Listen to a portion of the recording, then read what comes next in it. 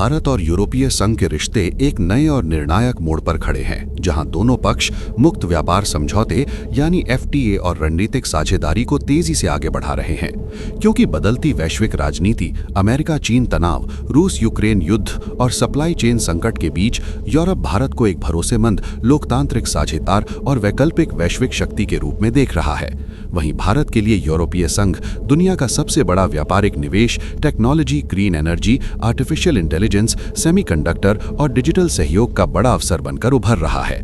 इसी कड़ी में 26 जनवरी के गणतंत्र दिवस समारोह में यूरोपीय संघ के शीर्ष नेताओं को मुख्य अतिथि के रूप में आमंत्रित किया जाना केवल एक औपचारिक कदम नहीं, बल्कि एक बड़ा कूटनीतिक संकेत माना जा रहा है, जो ये दर्शाता है कि भारत यूरोप को सामूहिक वैश्विक शक्ति के रूप में मान्यता दे रहा है और आने वाले समय में एफटीए की घोषणा, बड़े निवेश समझौते, रक्षा सहयोग, इंडो पैसिफिक रणनीति और ग्रीन डील जैसे अहम फैसलों की जमीन तैयार हो चुकी है, जिसका असर न केवल भारत ईयू संबंधों पर बल्कि चीन, अमेरिका और रूस सहित पूरी विश्व राजनीति और भविष्य की वैश्विक व्यवस्था पर साफ दिखाई देगा। और यहीं से कहानी और भी गहरी होती जाती है, क्योंकि भारत और यूरोपीय संघ के बीच बढ़ते रिश्ते केवल व्यापारिक आंकड़ों या राजनयिक बयानों तक सीमित नहीं है, बल्कि इसके पीछे दशकों से बनती एक ऐसी वैश्विक रणनीति छिपी है जिसे अब धीरे धीरे सार्वजनिक मंच पर लाया जा रहा है, जहां यूरोप रूस पर अपनी ऊर्जा निर्भरता से सबक सीख चुका है, चीन पर अत्यधिक भरोसे के जोखिम को समझ चुका है और अब एक ऐसे साझेदार की तलाश में है जो न केवल आर्थिक रूप से मजबूत हो, बल्कि राजनीतिक रूप से स्थिर, लोकतांत्रिक और दीर्घकालिक रूप से भरोसेमंद भी हो। और ठीक इसी बिंदु पर भारत यूरोप की रणनीति में केंद्रीय भूमिका निभाने लगता है, क्योंकि भारत केवल एक उभरती अर्थव्यवस्था नहीं, बल्कि 140 करोड़ की आबादी, दुनिया का सबसे बड़ा लोकतंत्र, तेजी से बढ़ता मैन्युफैक्चरिंग हब, मजबूत डिजिटल इंफ्रास्ट्रक्चर और इंडो पैसिफिक क्षेत्र में एक निर्णायक शक्ति है। यही कारण है कि यूरोपीय संघ के भीतर ये सोच तेजी से मजबूत हुई कि अगर आने वाले दशकों में वैश्विक शक्ति संतुलन को स्थिर रखना है, तो भारत के साथ साझेदारी को केवल विकल्प नहीं, बल्कि आवश्यकता के रूप में देखना होगा।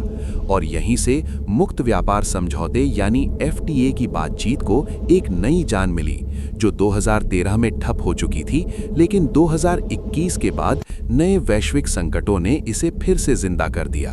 क्योंकि कोविड महामारी ने ये दिखा दिया कि जब सप्लाई चेन टूटती है तो पूरी दुनिया घुटनों पर आ सकती है, और यूक्रेन युद्ध ने ये साफ कर दिया कि ऊर्जा, सुरक्षा और राजनीति अब अलग अलग मुद्दे नहीं रह गए हैं, बल्कि एक ही सिक्के के अलग अलग पहलू बन चुके हैं। ऐसे में यूरोप ने ये समझा कि भारत के साथ मजबूत आर्थिक संबंध बनाकर वो न केवल अपने उद्योगों को सुरक्षित कर सकता है, बल्कि चीन पर निर्भरता को भी धीरे धीरे कम कर सकता है। जबकि भारत के लिए ये समझौता इसलिए अहम है क्योंकि यूरोपीय संघ दुनिया का सबसे बड़ा उपभोक्ता बाजार है, जहां भारतीय आईटी सेवाएं, फार्मास्यूटिकल्स, ऑटोमोबाइल, टेक्सटाइल, स्टार्टअप्स और ग्रीन टेक्नोलॉजी को अभूतपूर्व अवसर मिल सकते हैं। लेकिन ये रास्ता बिल्कुल आसान नहीं है, क्योंकि एफटीए की बातचीत में कई ऐसे मुद्दे हैं जो बंद कमरों में अब भी तीखी बहस का विषय बने हुए हैं। जैसे यूरोप चाहता है कि भारत अपने बाजार को और ज्यादा खोले, टैरिफ घटाए, डेटा सुरक्षा पर सख्त नियम अपनाए और पर्यावरण मानकों को तुरंत लागू करे। जबकि भारत का तर्क ये है कि विकासशील देश होने के नाते उसे अपने उद्योगों, किसानों और श्रमिकों की सुरक्षा के लिए कुछ लचीलापन चाहिए। और यहीं पर यह बातचीत केवल आर्थिक नहीं, बल्कि वैचारिक संघर्ष का रूप ले लेती है, क्योंकि ये सवाल उठता है कि क्या एक ही नियम सभी देशों पर समान रूप से लागू किए जा सकते हैं, या फिर विकास के अलग अलग चरणों को ध्यान में रखते हुए अलग रास्ते अपनाने होंगे। और इसी वैचारिक टकराव के बीच भारत और यूरोप धीरे धीरे एक मध्य मार्ग तलाशने की कोशिश कर रहे हैं, जहां ग्रीन एनर्जी, क्लाइमेट फाइनेंस और टेक्नोलॉजी ट्रांसफर जैसे मुद्दे एक पुल की तरह काम कर सकते हैं, क्योंकि यूरोप के पास उन्नत तकनीक और पूंजी है, जबकि भारत के पास विशाल बाजार, युवा प्रतिभा और स्केल पर काम करने की क्षमता है। और यही साझेदारी भविष्य की वैश्विक अर्थव्यवस्था की दिशा तय कर सकती है।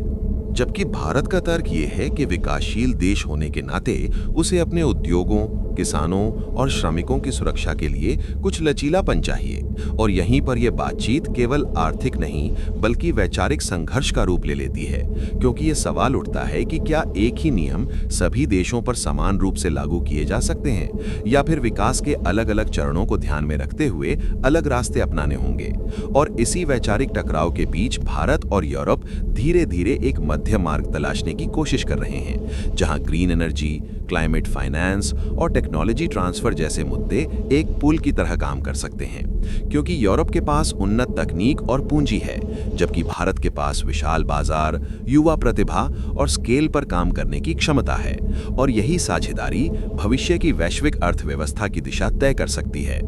लेकिन कहानी यहीं खत्म नहीं होती, क्योंकि भारत EU संबंधों का सबसे दिलचस्प पहलू है इसका भू राजनीतिक प्रभाव।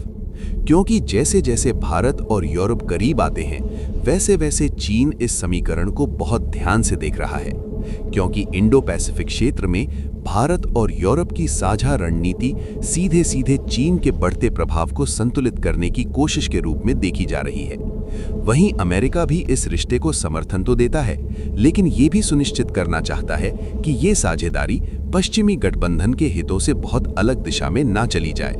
और रूस के लिए ये स्थिति और भी जटिल है, क्योंकि यूरोप के भारत के करीब आने से रूस यूरोप संबंधों में आई दूरी और स्पष्ट हो जाती है, खासकर तब जब भारत रूस के साथ भी अपने पारंपरिक रिश्ते बनाए रखना चाहता है। और यही भारत की कूटनीति की सबसे बड़ी खासियत है कि वो किसी एक ध्रुव में बंधने के बजाय बहुध्रुवीय दुनिया में संतुलन साधने की कोशिश कर रहा है। और इसी संतुलन की झलक 26 जनवरी के गणतंत्र दिवस आमंत्रण में भी दिखाई देती है, क्योंकि पूरे यूरोपीय संघ को एक साथ मुख्य अतिथि के रूप में बुलाना केवल प्रतीकात्मक सम्मान नहीं, बल्कि एक स्पष्ट संदेश है कि भारत यूरोप को एकजुट शक्ति के रूप में स्वीकार करता है और भविष्य की वैश्विक राजनीति में उसके साथ कंधे से कंधा मिलाकर चलने को तैयार है। और यहीं पर सस्पेंस और गहरा हो जाता है, क्योंकि राजनयिक हलकों में ये चर्चा तेज है कि क्या गणतंत्र दिवस का मंच किसी बड़े ऐलान का गवाह बनेगा, क्या FTA की समय सीमा घोषित होगी, क्या कोई ऐतिहासिक निवेश समझौता सामने आएगा, या फिर रक्षा और तकनीक के क्षेत्र में ऐसा कोई करार होगा जो वैश्विक समीकरणों को नई दिशा दे देगा। और भले ही इन सवालों के जवाब अभी सार्वजनिक ना हों, लेकिन इतना तय है कि भारत और यूरोपीय संघ के बीच बनता ये रिश्ता आने वाले वर्षों में केवल दोनों पक्षों की अर्थव्यवस्था को नहीं, बल्कि पूरी दुनिया की शक्ति संरचना को प्रभावित करेगा। क्योंकि अगर ये साझेदारी सफल होती है तो ये एक ऐसा मॉडल बन सकती है जिसमें लोकतंत्र, विकास, पर्यावरण और तकनीक एक साथ आगे बढ़ सकते हैं। और शायद यही कारण है कि दुनिया की निगाहें इस रिश्ते पर टिकी हैं, क्योंकि ये केवल दो साझेदारों की कहानी नहीं, बल्कि उस भविष्य की झलक है जहां वैश्विक राजनीति टकराव से नहीं, बल्कि संतुलन और सहयोग से आगे बढ़ेगी। और जब 26 जनवरी की परेड में कदम ताल की आवाज गूंजेगी, तब शायद उस शोर के बीच दुनिया एक और आवाज भी सुनेगी, एक नए वैश्विक गठबंधन की, जो चुपचाप लेकिन मजबूती से आकार ले रहा है।